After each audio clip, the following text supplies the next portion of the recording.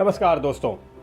अप्रैल, मई और जून 2023 के 3 महीनों में देश का जीडीपी 7.8% बढ़ गया है। कुछ जानकारों का कहना है कि ये आंकड़े अनुमान से थोड़े कम हैं। अनुमान 8% का था। तो क्या ग्रोथ की रफ्तार कम हो गई है? लेकिन पूरे साल की अगर हम बात करें, जिसको हम वित्त वर्ष कहते हैं, तो वित्त वर्ष 2023-24 यानी अप्रैल 2023 से मार्च 2024 के दौरान जीडीपी में 6.5% बढ़त का अनुमान आरबीआई ने दे रखा है। अब इसके पिछले वित्त वर्ष यानी 2022-23 की बात करें तो अप्रैल 2022 से मार्च 2023 के बीच जीडीपी में बढ़त की दर 7.2% थी, यानी साल दर साल ग्रोथ थोड़ी कम हो रही है। तो क्या ये चिंता की बात है? आंकड़े क्या कहते हैं? पहली बात तो ये कि भारत की आर्थिक विकास दर दुनिया में सबसे ज्यादा है और इन आंकड़ों के आने के बाद भी हमारी पोजीशन बरकरार है। जून तिमाही में चीन की ग्रोथ 6.25% रही। हालांकि कई जानकार इन आंकड़ों पर भरोसा नहीं करते और मानते हैं कि चीन की ग्रोथ 2-3% से ज्यादा नहीं है।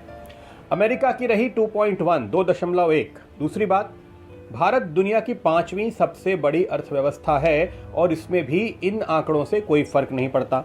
ब्रिटेन, जिसको हमने अब छठे नंबर पर पीछे छोड़ दिया है, उसकी ग्रोथ केवल 0.2% रही। अब इस लिहाज से देखें तो जब रूस और यूक्रेन की लड़ाई छिड़ी थी तो भारत में बड़ी मंदी का डर पिछले साल पैदा हो गया था। ब्याज दरें बढ़ने लगी तो लोगों ने कहा कि अब कोई घर नहीं खरीदेगा, गाड़ियां नहीं बिकेंगी, इस तरह की तमाम बातें की जा रही थी। लेकिन देखिए, ऐसा कुछ नहीं हुआ। तो इतनी बड़ी चिंता की बात दिखाई नहीं देती। अब इन आंकड़ों के बाद क्या हुआ? मूडीज नाम की एक बड़ी रेटिंग एजेंसी ने अपनी रिपोर्ट निकाली और उन्होंने साल 2023 के लिए भारत की ग्रोथ का अनुमान बढ़ाकर 6.7% कर दिया। पहले उनका अनुमान था 5.5। वहीं 2024 के लिए उन्होंने अनुमान कम करके 6.1% कर दिया।